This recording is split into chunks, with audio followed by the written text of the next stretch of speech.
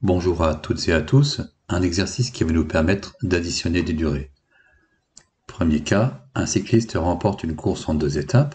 Il a couru la première étape en 4h37 et la seconde étape en 5h48. En combien de temps a-t-il couru, au total, les 2 étapes? Deuxième cas, le dernier de la course a couru la première étape en 4h56 et la seconde en 5h57. En combien de temps a-t-il couru, au total, les 2 étapes? C'est à vous.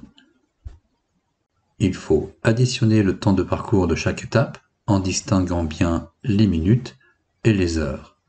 Commençons par l'addition des minutes. 37 minutes plus 48 minutes, cela va me donner un certain nombre de minutes. 7 plus 8, 15. Je pose 5, je retiens 1. 1 plus 3, 4 plus 4, 8. J'obtiens donc un total de 85 minutes. Je fais maintenant l'addition des heures. 4 plus 5, 9 heures. Le temps total pour les 2 étapes est donc de 9h85. Ce n'est pas une façon habituelle de représenter un temps ou une durée. Ici, je m'attendais à un chiffre inférieur à 60 minutes. Je vais enlever 60 au total 10 minutes et je vais ajouter 1 heure au total des heures. Si j'enlève 60 minutes et que en même temps j'ajoute 1 heure, qui représente également 60 minutes, j'ai en fait ajouté ou soustrait 0 minutes. Je n'ai pas changé cette durée. Alors allons-y. 85 minutes moins 60 minutes, 25 minutes. 9 heures plus 1 heure, 10 heures. 9 heures et 85 minutes, c'est aussi 10 heures et 25 minutes. Conclusion. Le vainqueur a couru les 2 étapes en 10 heures et 25 minutes. Intéressons-nous maintenant au temps de parcours total du dernier coureur classé. Il a couru la première étape en 4h56 et la seconde étape en 5h57. Faisons le total 10 minutes, 56 minutes plus 57 minutes. J'obtiens un certain nombre de minutes. 6 plus 7, 13. Je pose 3, je retiens 1. 1 plus 5, 6 et 5, 11.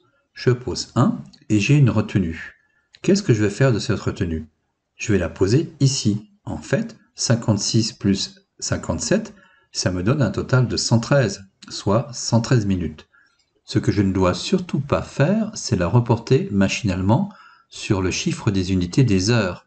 En effet, 100 minutes, ça n'est pas du tout la même chose que 1 heure, puisque 1 heure c'est 60 minutes.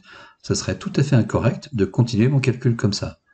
Je vais donc laisser pour l'instant mon total de 113 minutes, faire le total des heures, soit 9 heures, et je vais procéder comme dans le premier exercice. Je vais enlever 60 minutes au total 10 minutes et ajouter 1 heure au total des heures. Moins 60 minutes et ensuite plus 1 heure, donc 60 minutes, cela va s'annuler et je ne change pas cette durée. Donc je vais obtenir, en soustrayant 60 minutes à 113 minutes, il me reste 53 minutes, et 9 heures plus 1 heure, ça me donne 10 heures. Donc, 9 heures et 113 minutes représentent la même durée que 10 heures et 53 minutes. En conclusion, le dernier coureur classé a couru les 2 étapes en un total de 10 heures et 53 minutes.